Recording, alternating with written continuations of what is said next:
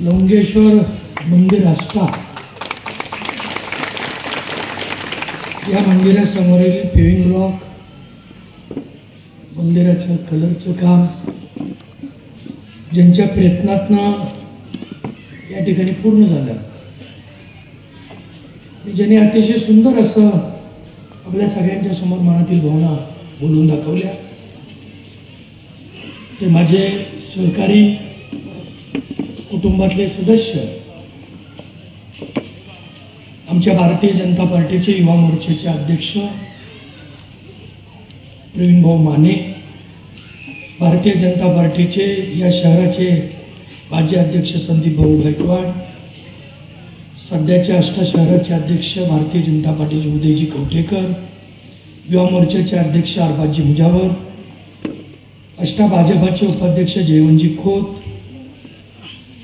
ज्यांनी परवा मला या सगळ्या भागातल्या अडचणी सांगितल्या, आणि एक दमदार नेता आम्हा सगळ्यांच्या बरोबर आज या ठिकाणी काम करतायत, ते दादासाहेबजी वाघमारे, या ठिकाणी उपस्थित असलेले विनोदजी बसुगडे, अण्णाजी सावंत, आपल्या हॉस्पिटलचे मानद संचालक पबजी शिंदे, परवाच ज्यांचा प्रवेश या ठिकाणी झाला ते रोहित दादा यादव पाटील, या ठिकाणी उपस्थित असलेले आसिफ मुजावर, निलेशजी पाटील, बाबासाहेब हवालदार, मारुतीजी मोरे, विकासजी गायकवाड, मिथुन भंडारी, स्वाजी माळे, दत्ताभाऊ कोळेकर, नरेशजी गाडगे, उपस्थित सर्व पत्रकार बंधू आणि एवढ्या मोठ्या संख्येने उपस्थित असलेल्या सर्व, आता मालिकेची वेळ असताना सुद्धा टी व्हीच्या समोर न थांबता इथं आलेल्या आमच्या सगळ्या माता भगिनी आणि उपस्थित सर्व युवक, आष्टा शहरातील बाजारवाडीतील इथले सर्व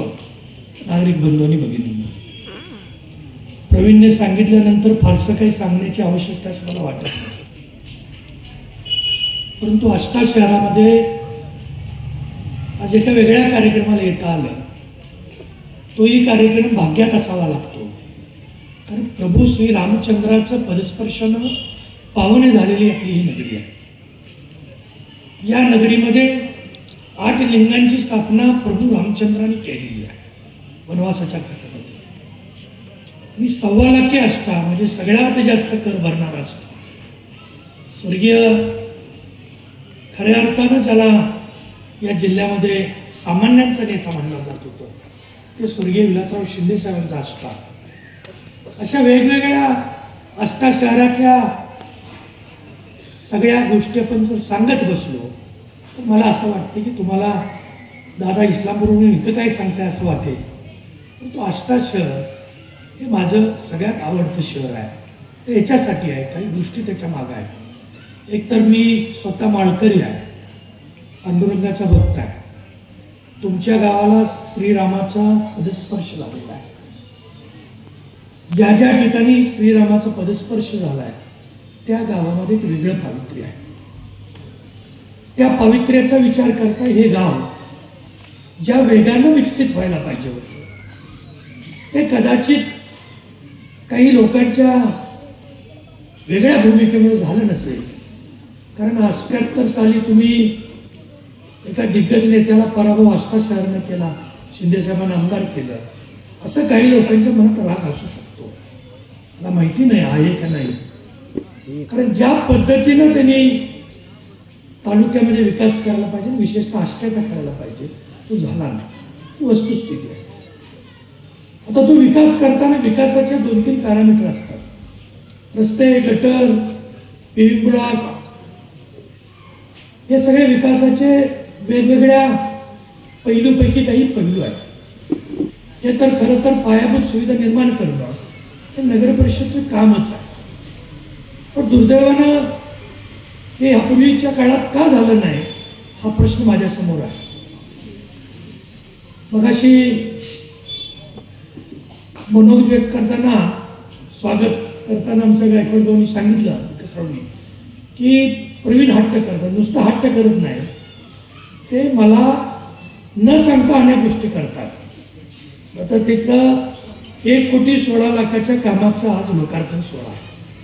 त्यातले खर्चाचं काम जे आहे ते जवळपास 20 लाखाचं आहे. आता हे काम कुठल्या योजनेत बसत नाही. हा बाबा आला, महाप्रसाद घेतला, आपली मुलं भेटली. रोहित, तुम्हाला 20 लाखाला कामाला लावलेस. भाषण करून गेला बाळाबा. दुसऱ्या दिवशी आला, दादा मी सांगून आलो म्हणला 20 लाख लागतायत शरळकर साहेब. मी म्हणलं अरे प्रवीण काय चाललंय? काय नाही, मला जरा करू दे का. बरं, तो असा एवढा लाडका आहे माझा की काही त्याला फार बोलत नाही. कर बाळा. कारण ज्या वेळेला त्याचा प्रवेश झाला त्यावेळेला मी नगराध्यक्ष होतो फक्त. त्याचा प्रवेश झाल्यानंतर स्वर्गीय विलासराव शिंदे साहेबांचा आमचं घरगुती नातं होतं. आमचं संपूर्ण घरानं त्यांच्यासोबत काम करायचं. शिंदे साहेबांच्या निधनानंतर मला फार या गोष्टीचं दुःख होतं की भीती होती, आष्टा शहर नेमकं आता कुठे जाईल. कुणीतरी एक कुटुंब प्रमुख असावा लागतो. ज्यांना आपण 35 वर्ष कुटुंब प्रमुख म्हणून तालुक्याचं मांडलं, त्यांना मतदान करून आमदार केलं, 17.5 वर्ष मंत्री झाले, तर ते कुठल्या गावाचे कुटुंब प्रमुख झाले तसं कधी वाटलं नाही. म्हणजे मला विशेष वाटलं की हे मंदिराचं काम हे यापूर्वीच व्हायला पाहिजे. निशिकांत पाटील इथं यावं, प्रवीणला महाप्रसादला यावं याची आवश्यकता नाही आहे. 35 वर्षात जर कामं होत नसतील तर खरंच तुम्ही विचार करण्याची आवश्यकता आहे. हे आस्था का महत्वाचा आहे या जिल्ह्याच्या दृष्टीनं तुम्हाला कल्पना कदाचित नसेल. तुमच्या सगळ्यांच्यासाठी आस्था ह्यासाठी महत्वाचा आहे. एक आपण पूर्वी म्हणायचो की नदीकाठ फार श्रीमंत लोकांचा आहे. आता 19 आणि 21चा महापूर आल्यानंतर कळालं काय आहे ते. सगळे नदीकाठवाले सांभाळायला तुमच्याकडे आले. इस्लामपूरला आले, बौचीत गेले, सगळे पाहुणे आपल्याकडे आले. आधी आपल्याला विचारत होते, पाहुणे म्हणत नव्हते आष्टावाल्यांना.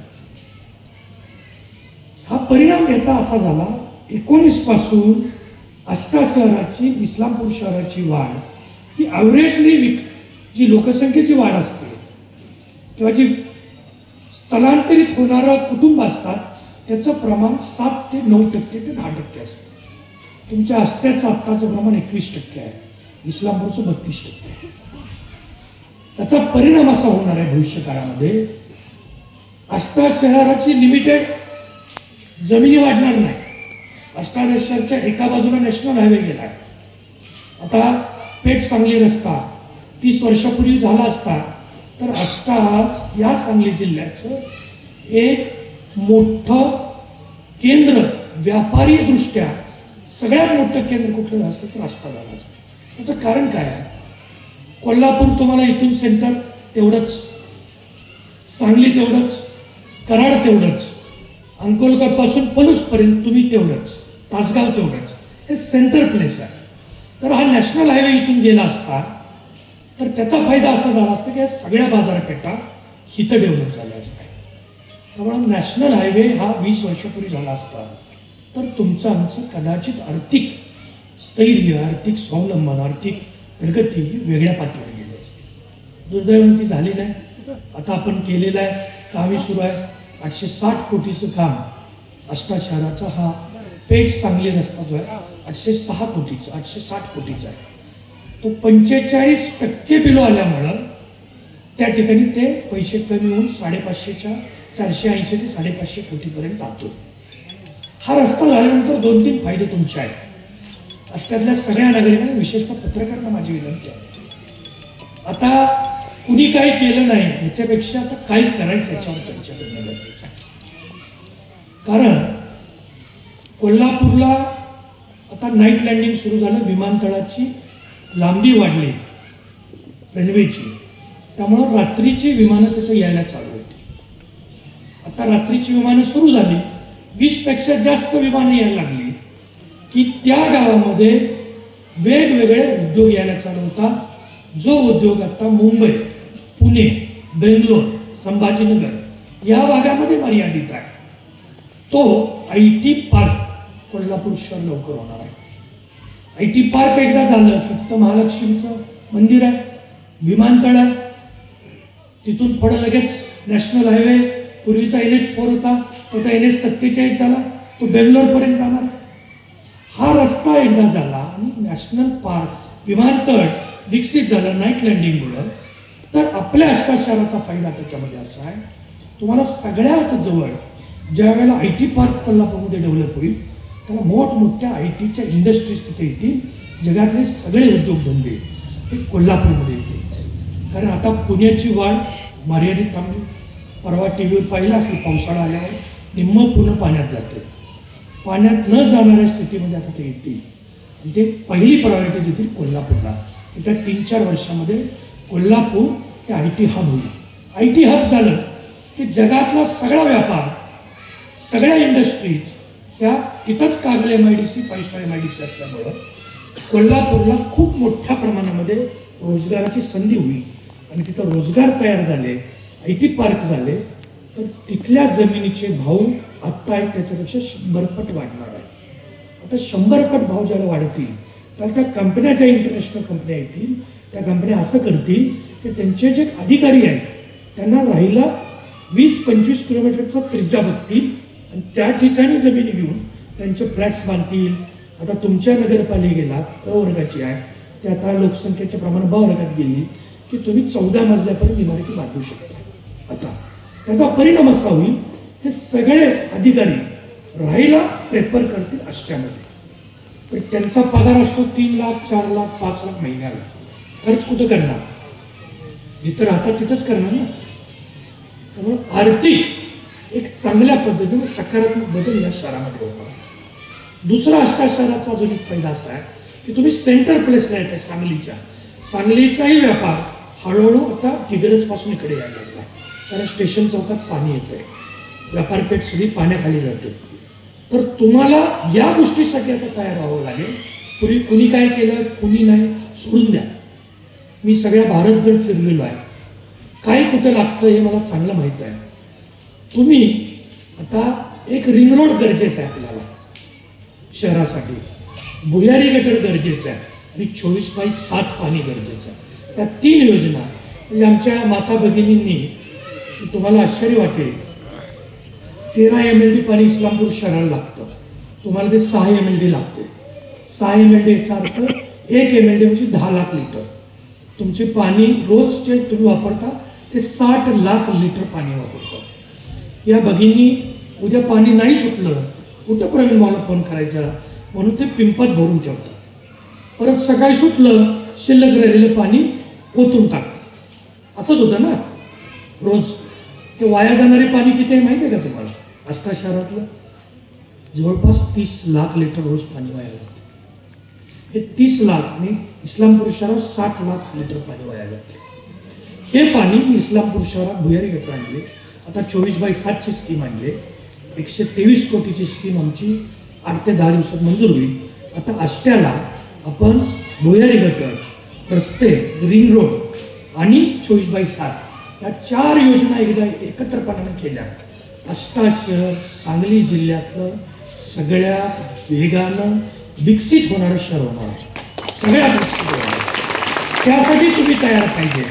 त्यासाठी कमिशनवर जगणारी पार्ट्या पाठवू नका नगरपालिकेला. डिसेंबरला नगरपालिकेचं इलेक्शन आहे. आपली चूक अशी होते, तिथं कमिशन घेण्यात भांडण नाही, तिथं स्वखर्चात करण्यामध्ये भांडण व्हायची वेळ आली. तर प्रवीण तू किती पैसे माझे घालवतो मला माहीत नाही. आता त्याचं हे लोन इस्लामपूरमध्ये पण त्यानं आष्ट्यात देता आम्हाला का नाही? काल अखेर 75 लाखाची स्वखर्चातनं कामं चालू केलेत इस्लामपुरात. हे प्रवीणनं जे केलं ते इस्लामपुरात सुरू झालं. मी का सांगतो तुम्हाला? आता रिंग रोडची गरज आहे, 24/7ची गरज आहे. नगर परिषदमध्ये काय असतं?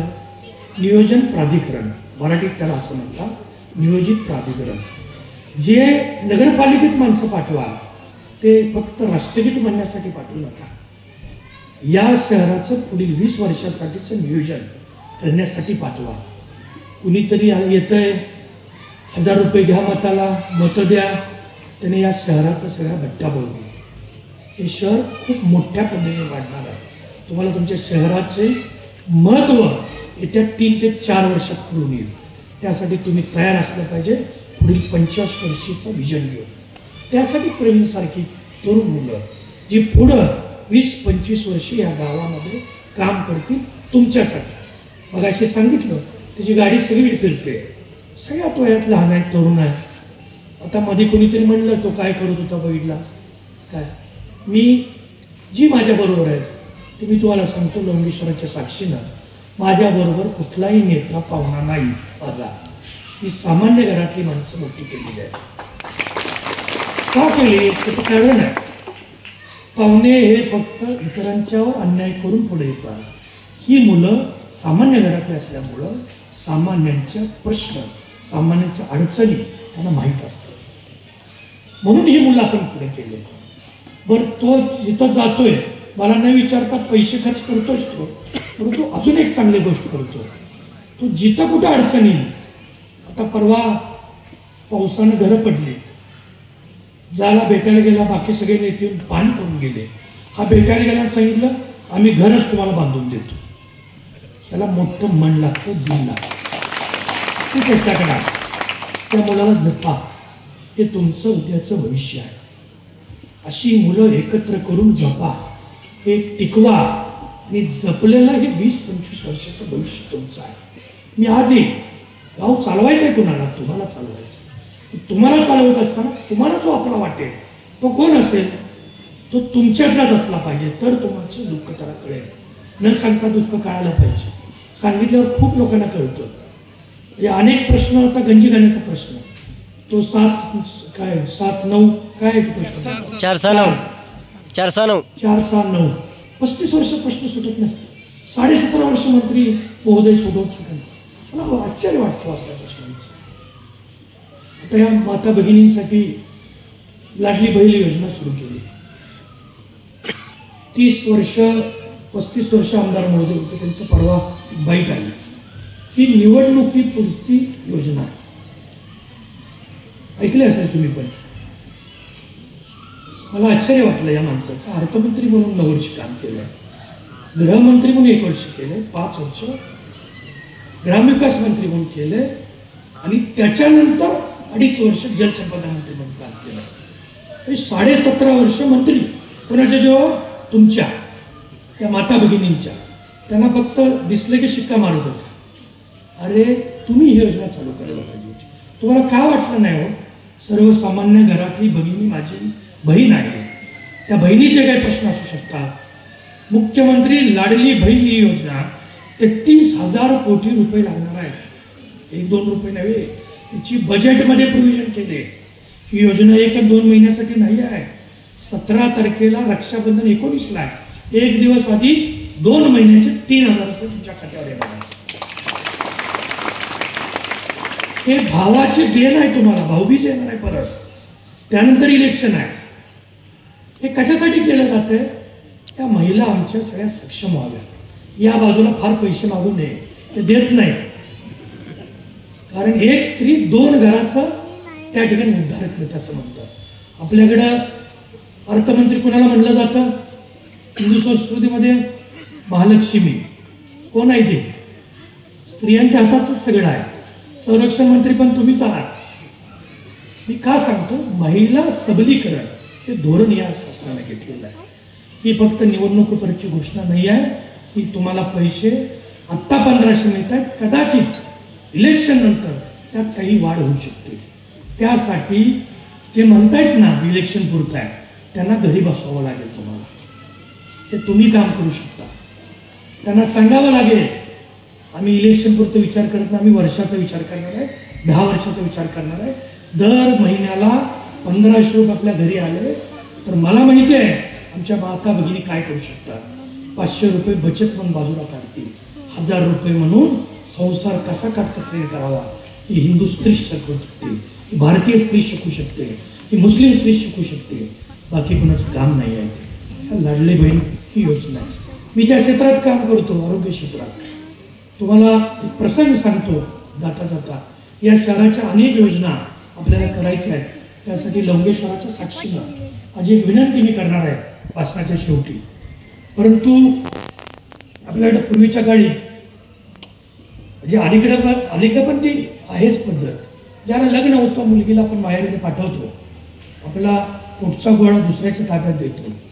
लग्नाचा खर्च करून झाला की 1-2 वर्षात ती मुलगी पहिली डिलिव्हरी माहेरला करायची. अशा कुणी रीत काढली माहिती नाही मला. तो आई वडील लग्नाच्या खर्चातनं थोडेसे उसतंड घेतात, त्यापर्यंत डिलिव्हरीचं खर्च. सीझर झालं तर 40-50 हजार, नॉर्मल डिलिव्हरी तर 20-25 हजार. माझ्याकडे आपल्या शेजारचंच गाव आहे, गावाचं नाव घेत नाही विनाकारण त्यांना त्या कुटुंबाला अडचण नाही. एक दिवस आले माझ्याकडे भेटायला. मला म्हणते, दादा मोठ्या मुलीचं लग्न झालं, तिची डिलिव्हरी झाली, तर धाकट्या मुलीचं लग्न होऊन डिलिव्हरीला आले आणि मोठ्या मुलीच्या लग्नामध्ये आणि डिलिव्हरीमध्ये माझी कर्ज खूप झालं आहे. आता मला मदत करायला का, मी काय करायला पाहिजे? तर मला एक 10,000 रुपये द्या. त्याला एखाद्या मुलीसाठी बाप दुसऱ्याकडे याचना करतो, त्याच्या चेहऱ्याकडे बघायचं नसतं, त्याच्या चरणाकडे बघायचं असतं. ते मला माझ्या संस्कृतीने शिकवलं. मी विचारलं 10,000 भागतंय? 10,000 घेऊन गेले. 15-3 आठवड्यात फोन आला, दादा मुलगा झाला. मी विसरून गेलो तो विषय. 2-2.5 महिन्यानंतर मी त्या भागात गेल्यानंतर ते भेटायला आलं. चहा प्यायला तुम्ही आला पाहिजे. चला म्हणलं, येतो मी चहा प्यायला. दादा म्हणले, तर अडचण झाली हो, घरात काही नाही आहे, घर पण आम्ही आता विकास ठरवले. म्हणजे काय झालं? त्यांना 3च मुली, 3 मुली, मुलगा नव्हता. 3ऱ्या मुलीचं लग्न आहे आणि परत डिलिव्हरी. 20 गुंठ जमीन आहे. ती तुमच्याकडून 10,000 घेतले. मला वाटलं नॉर्मल डिलिव्हरी होईल, झाली नाही. सिझेरियन झालं, 60,000 रुपये खर्च आला. जमीन विकली म्हणजे मला 20 गुंठ. म्हणून मग मला का सांगितलं नाही?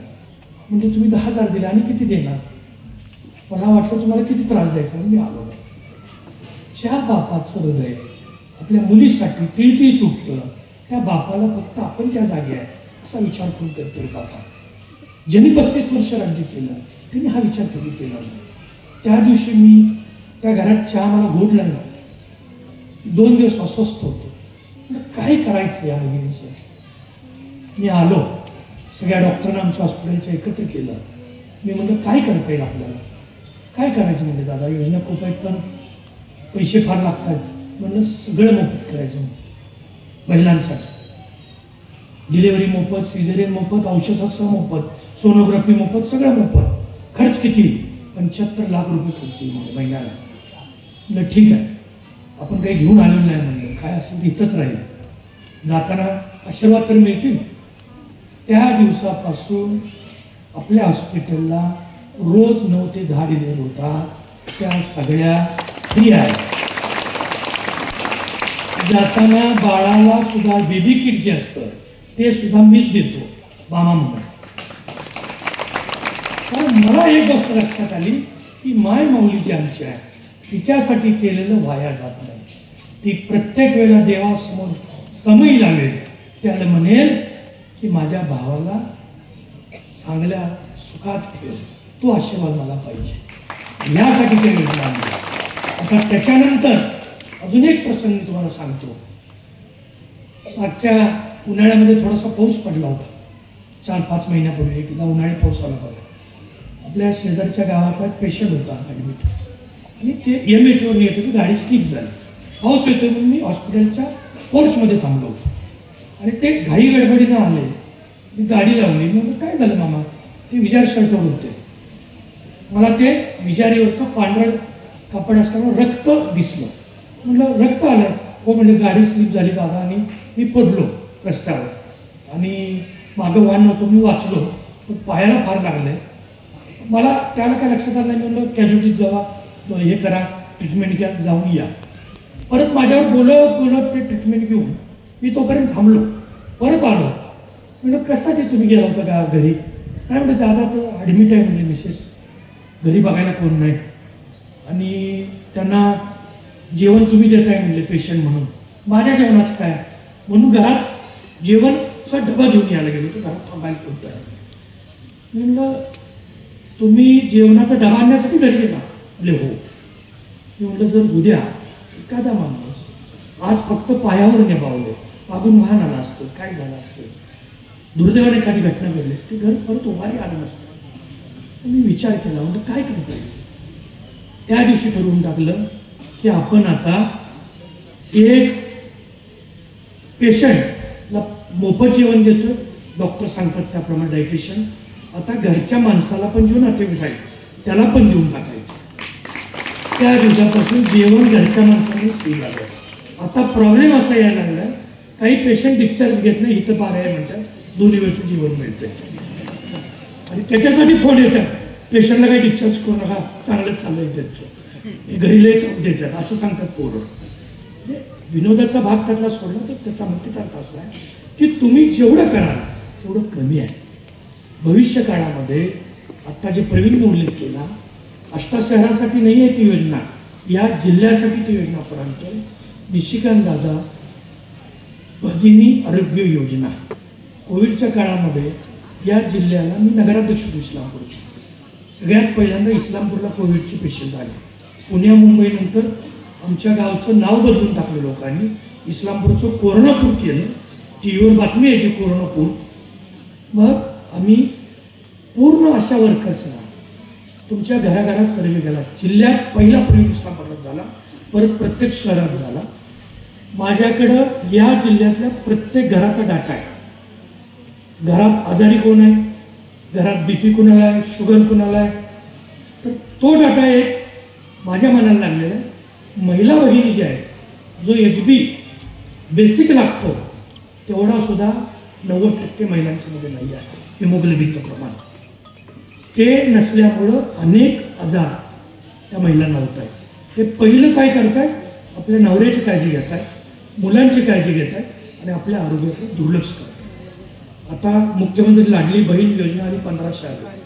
त्या 1500ला ह्या आरोग्याची वाट नको म्हणून 18 तारखेला आपण रक्षाबंधना दिवशी योजना काढतो, निशिकांत दादा भगिनी आरोग्य योजना.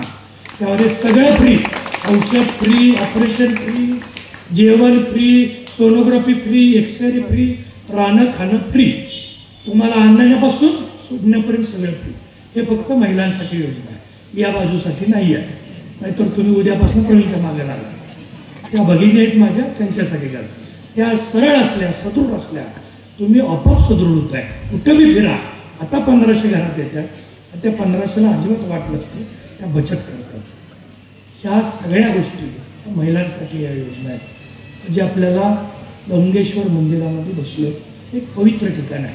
श्रावण महिन्यामध्ये त्या ठिकाणी निसर्ग स्वतः येतो आणि लिंगाला त्या ठिकाणी महादेवाला त्या ठिकाणी अभिषेक करतो, जलाभिषेक.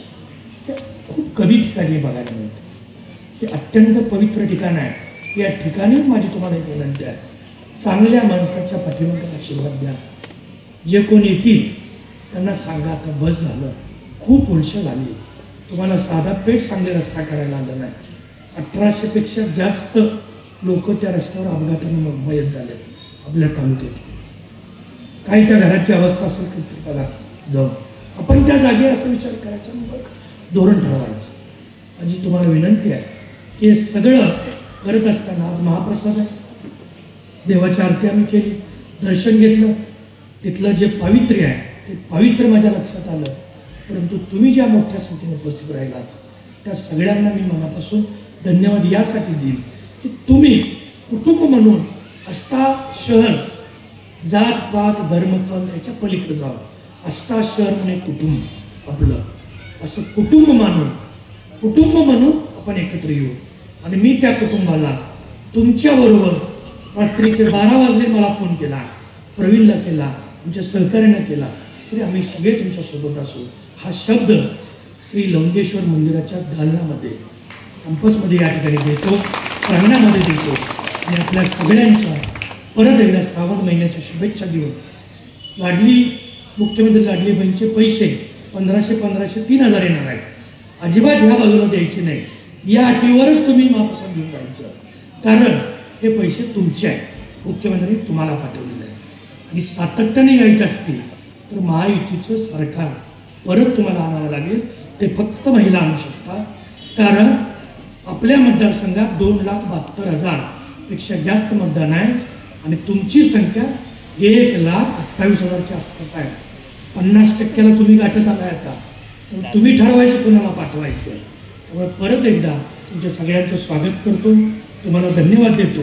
आणि ह्या लोकार्पण सोहळ्याचा अर्पण सोहळा पार पडला.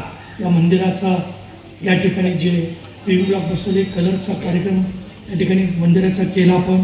त्याचबरोबर 1 कोटी जवळपास 16 लाख रुपयाचं लोकार्पण सोहळा या कार्यक्रमाच्या निमित्तानं संपन्न झाला असं जाहीर करतो आणि आपली रजा घेतो. जय हिंद, जय महाराष्ट्र.